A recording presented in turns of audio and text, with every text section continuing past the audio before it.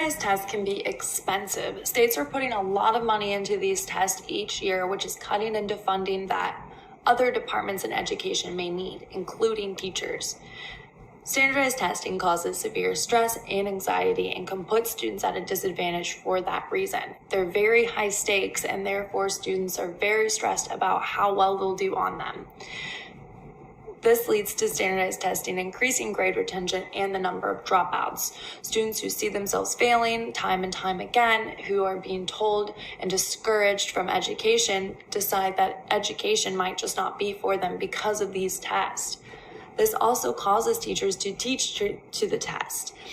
They want students to perform well, and sometimes their job depends on it, and therefore this is leading to rote learning where students are only memorizing information that essentially will only be useful on this test. They also fail to assess other intelligences that students may have. They're not assessing their ability to design, they're not assessing their ability to communicate or present, which are all critical skills that they may need in the future and in the real world. Lastly, these tests do not consider external factors, for example, poverty, homelessness, or foster care, and mental illness.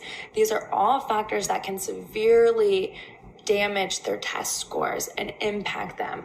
If a student is hungry or doesn't have a home to go to, their minds are in a much different place than worrying about succeeding on this test.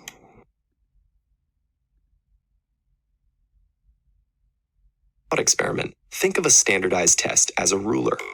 A ruler's usefulness depends on two things. First, the job we ask it to do. Our ruler can't measure the temperature outside or how loud someone's singing. Second, the ruler's usefulness depends on its design.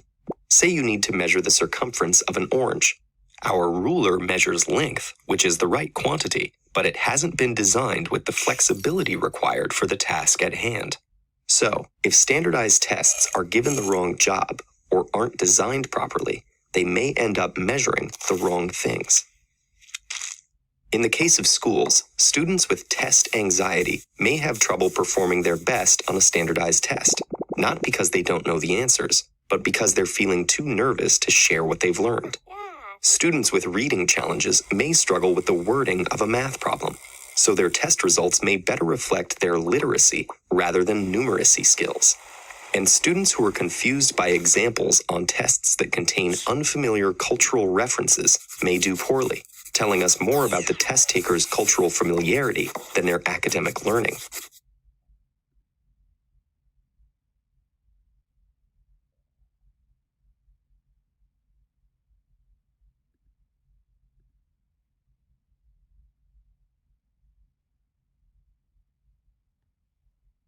So what does all this mean?